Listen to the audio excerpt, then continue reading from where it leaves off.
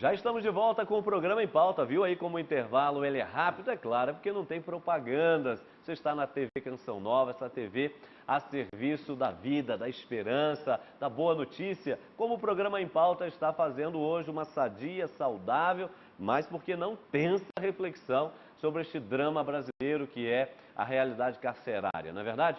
E aqui no nosso terceiro bloco, com o doutor Marcelo e o Frei Antônio Moser, nós estamos tentando agora, quem sabe, indicar algum caminho de uma coisa que não é fácil. Dizia o saudoso Padre Léo que não existe solução fácil para problema difícil. Se o problema é difícil, a solução também é difícil. O senhor ia, me perdoe, eu cortei no segundo bloco, o senhor ia completando a questão dos Estados Unidos. Exatamente. Então, há claramente uma diferença de investimentos de recursos públicos. Acho que nós chegamos à situação. O cenário do sistema penitenciário hoje ele se apresenta porque houve realmente escassos recursos públicos. Nós podemos destacar alguns estados. Minas Gerais é referência em relação ao país, em relação ao investimento do setor público. Ele procurou modernizar com outras alternativas, inclusive se espelhando em projetos americanos, como a própria parceria público-privada que está sendo implantada. É um modelo, é uma tentativa de sair do lugar comum em relação à atividade de execução penal. As tornozeleiras eletrônicas são alternativas porque você dá uma oportunidade à pessoa que está cumprindo pena de cumpri-la próximo à sua família, em que ele pode, de alguma forma, se autossustentar e mesmo assim está com suas restrições. E nós temos o exemplo da APAC, Frei Moser, que é uma tentativa de aproximar a execução penal das comunidades de onde são oriundos os presos. Envolve a prefeitura daquele município de onde vem a população prisional, envolve a comunidade como um todo, com voluntários, quer dizer, você aproxima a execução penal da sociedade para onde vai retornar aquele preso. E esse é o primeiro ponto de conflito com a ideia do Frei Moser. Por quê? Porque se eu crio uma fazenda no Mato Grosso, se eu crio uma fazenda no Amazonas, eu estou esquecendo de levar em consideração que aquele indivíduo, no final da sua pena, vai voltar para a minha vizinhança, porque ele era meu vizinho. Perfeito.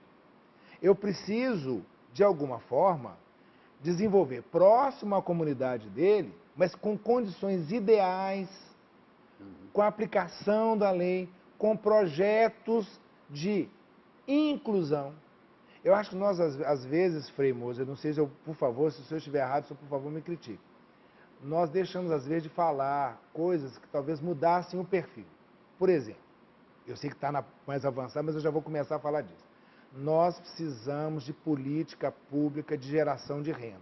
O que eu estou querendo dizer com isso? Eu preciso mostrar para aquele indivíduo que ele vai poder sobreviver com outras alternativas lícitas. Eu preciso incluir esse indivíduo, que soube muito bem, disse que, olha, que talvez não tenha tido oportunidade, que viveu do lado do crime o tempo todo, eu preciso mostrar para ele que nós temos oportunidades lícitas de sobrevivência. Isso tem que fazer parte de uma política pública de geração de renda. Eu preciso mostrar para ele que naquela comunidade onde ele está inserido, ele tem como se sobreviver. Eu preciso mostrar. Isso o sistema PAC propicia. Nós, inclusive, já tivemos um programa aqui sobre isso. Extremamente exitoso. Mas o que não é informado para a população é que o sistema prisional convencional também oferece. Talvez num número que talvez ainda nós não estejamos satisfeitos. Isso é que é importante.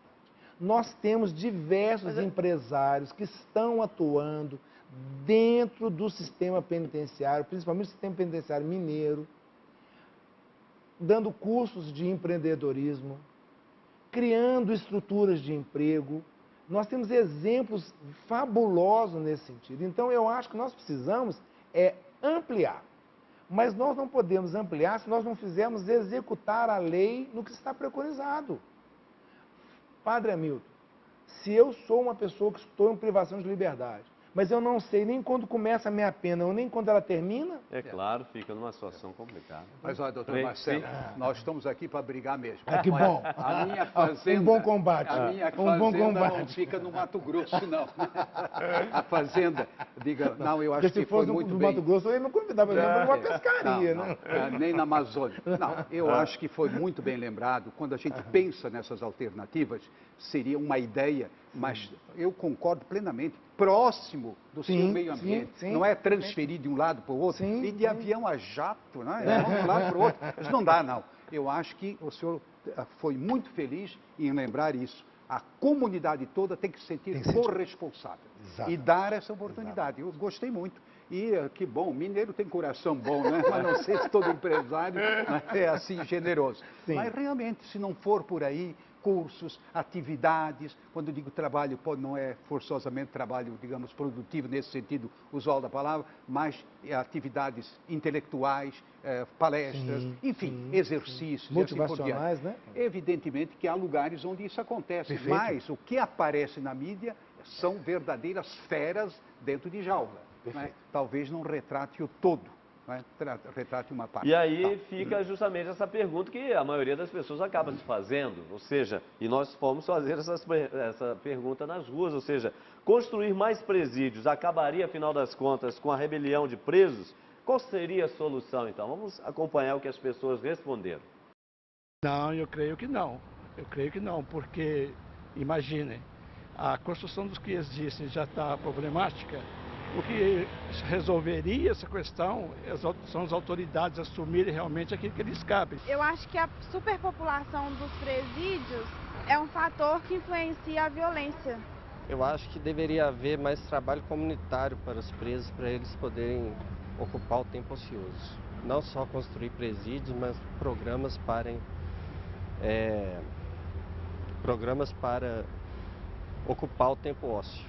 Se é só aumentar presídio e botar todo mundo na cadeia, não adianta, porque tem que começar na base. Sem a base não tem, sem educação não tem povo bom. Mais presídio eu creio que não, tem que melhorar os que já tem, né? E só construção não vai adiantar muito não.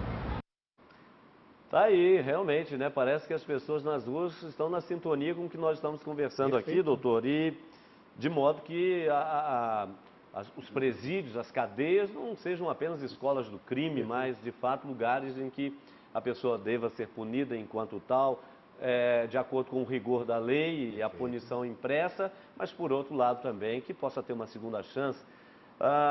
Esse drama que o Frei Moser colocou, que realmente os meios de comunicação só mostram, me permita, a banda podre do negócio, o lado ruim, e aí com essas rebeliões e assim por diante, que parece que dá à população a noção de que está tudo perdido, quando na verdade nós estamos verificando que não está e não deve caminhar por aí. Mas aí vem a pergunta, nós sabemos dessas colocações aqui que o senhor está fazendo, desse trabalho fantástico que um ou outro lugar vem fazendo, aqui em Minas Gerais, por exemplo, outros estados também, com outro nome talvez, mas por que isso não é assumido para valer, como o senhor falou, em termos de investimento, em termos de ação governamental e até de publicidade, para que o feedback da população possa ser outro?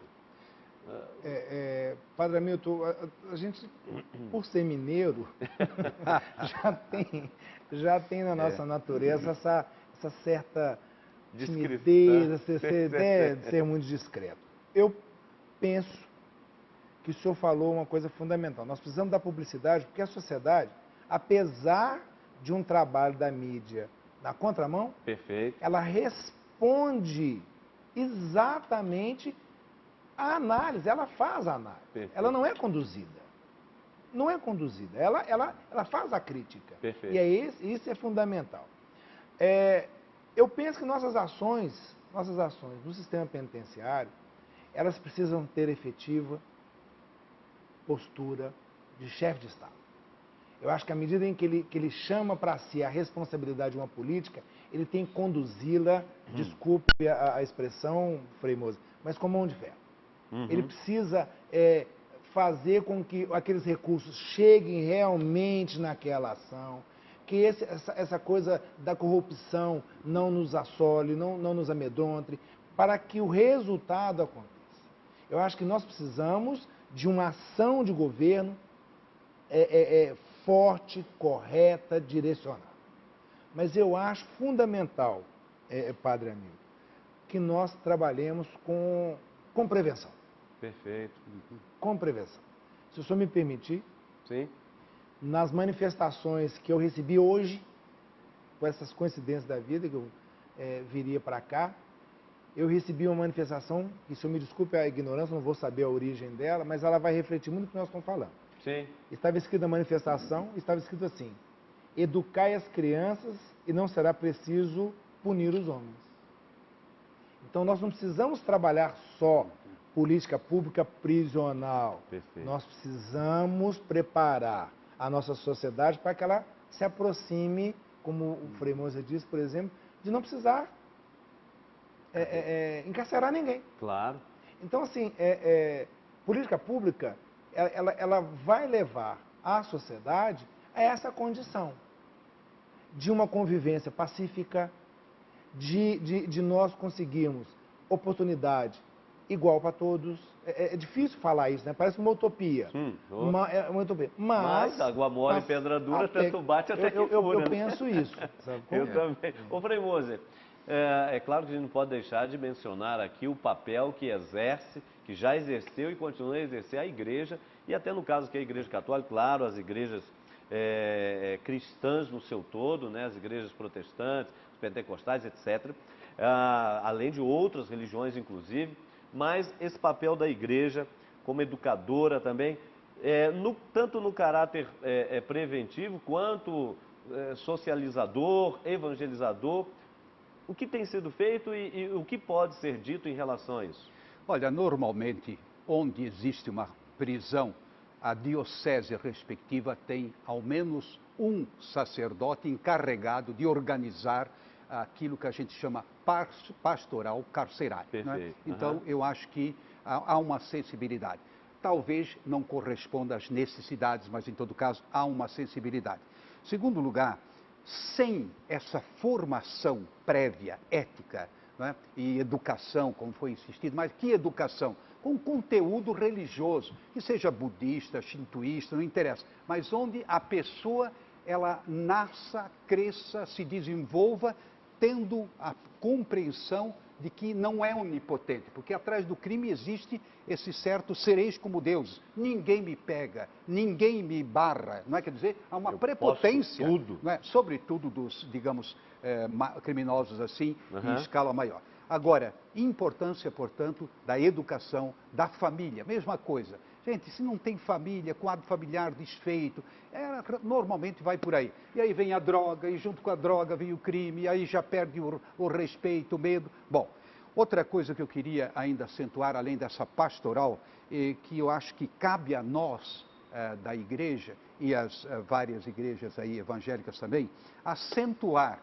Tem muitos lá que são peixe miúdo, ou seja, roubaram uma galinha, roubaram uma lata de leite num supermercado ou na cadeia, junto com grandes criminosos. Então, essa separação é fundamental, porque senão um contamina o outro. É verdade. Não tem dúvida nenhuma, não é? É verdade. Então, essa diversidade de crimes. Uns são mais graves, portanto a punição é maior, outros menos graves, enfim, achar fórmulas alternativas para os pequenos crimes. Vamos supor aí um pequeno roubo, isso não é motivo de colocar na cadeia. Faz digamos aí, uma sexta-feira santa, caminhar de joelho, né? Padre Hamilton, o que o Frei Moser está dizendo é que nós precisamos também mostrar para a sociedade o valor das penas alternativas. Acho que quando o Frei Moser fala de crimes de menor poder ofensivo, nós estamos falando de pessoas que, por uma necessidade, podem até ter cometido crime, mas nós não precisamos puni-las com uma reclusão ou com regime fechado, uma pena mais grave. Nosso tempo aqui praticamente está se esgotando e é claro que você em casa vai querer, inclusive, rever este programa com certeza e indicá-lo, e indique mesmo, porque a reflexão foi fantástica, não é verdade? Então, depois da exibição na televisão, acesse o nosso blog, blog.cancionnova.com/bh. Além disso, também o site do Frei Antônio Moser, antoniomoser.com. Claro, poderia deixar de terminar, não é, esse nosso debate, porque ele não para aqui, ele continua, obviamente, e nós vamos oportunamente voltar a isso com outros enfoques, não é? Mas eu gostaria, então, que o doutor deixasse para a gente uma mensagem, muito mais nessa linha, não apenas preventiva, mas também dos passos que devam ser dados para que, quem sabe, a curto ou a médio prazo, possamos minorar esta situação, porque nós estamos falando de uma coisa atual, claro, sem desconsiderar processo educativo, preventivo que deva acontecer, mas no contexto atual, passos que precisam ser dados para minorar a situação, não sei se é possível, mas por favor. Eu acho extremamente possível. Eu sou uma pessoa que atua no sistema penitenciário e creio na possibilidade do seu resultado, porque eu creio que o homem é possível, o ser humano é possível. Então, eu penso que, à medida em que a gente conseguir dar transparência às nossas ações no sistema penitenciário, à medida que nós consigamos capacitar as pessoas que atuam no sistema penitenciário, à medida que a gente consiga efetivamente a aplicação das políticas públicas, nós aumentamos a chance de êxito daquele indivíduo. Aquele indivíduo, ele é possível. Eu só posso crer numa política pública se eu creio ser aquele indivíduo possível. Perfeito. Então, qualquer investimento nessa área, eu preciso estar envolvido desse sentimento, de que essa pessoa é possível e nós não podemos abrir mão dele. Tá certo. Quem quiser entrar em contato com a ouvidoria, como faz? Liga para quem? Acessa o quê? Como eu disse, a ouvidoria é um instrumento da democracia participativa. Então, nós, em Minas Gerais, estamos à disposição do cidadão mineiro, através do tridígito 162 e através do site www.ouvidoriageral.mg.gov.br ou através de encontros presenciais com o ouvidor na cidade administrativa, na rodovia Prefeito Américo Gianetti, no bairro Serra Verde. Tá certo. Doutor Marcelo, obrigado. Frei Moser, por favor. Eu estou pensando lá no São Dimas, não é? Que foi o primeiro santo canonizado. Ainda hoje estarás comigo no paraíso, né? Chamado o bom ladrão. ladrão. Não, eu gostei da observação dele, porque muitas vezes se cria a imagem, essa pessoa é irrecuperável. A rigor, ninguém é irrecuperável. E eu acho que cabe à igreja restituir essa confiança. Todos são criados à imagem e semelhança de Deus. A questão é dar oportunidade para que floresça e brote essa semente e floresça, não é? Essa semente de bondade que pode estar escondida debaixo da maldade. Ou seja, é do estrume que brotam as mais belas flores. Tá certo. E com essas palavras, nós estamos terminando por aqui o nosso programa, agradecendo ao Frei Moser, ao doutor Marcelo e, claro, a você também que nos acompanhou e que vai depois, inclusive, rever este programa com certeza. A você um ótimo final de semana, o debate com certeza ele continua e vamos voltar, como eu falei, em outras oportunidades para verificar outros enfoques desse drama, mas na próxima semana nos encontraremos aqui novamente. Um ótimo final de semana e até lá.